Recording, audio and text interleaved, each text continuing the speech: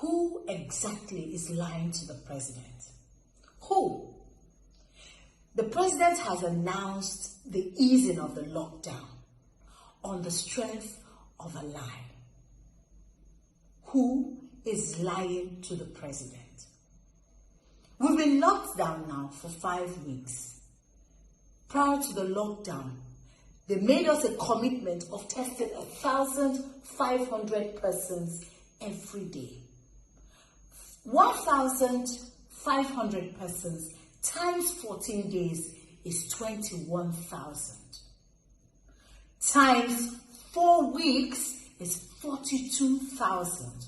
How then can the committee tell us that they have tested only slightly above 10,000?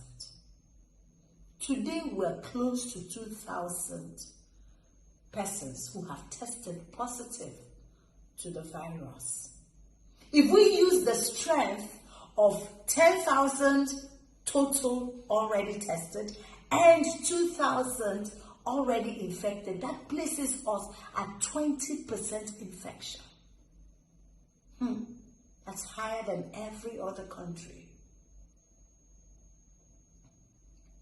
Research findings are based on percentage. Who is lying to the president?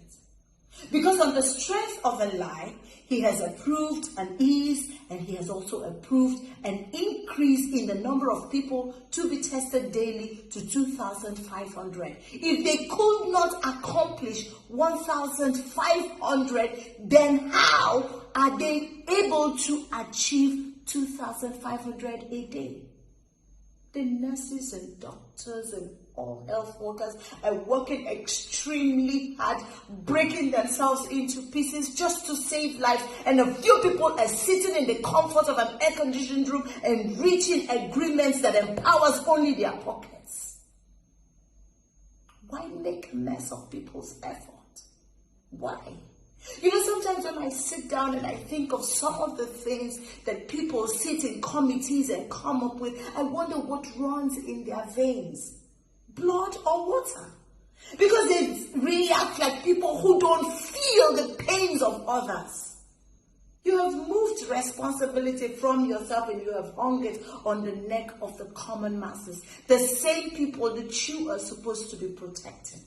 During the lockdown, a lot of the poor were on the streets. Why? Because your palliative did not get to them. So they were out there struggling to see how they can feed off the food that you hold at them. So the palliatives didn't get there.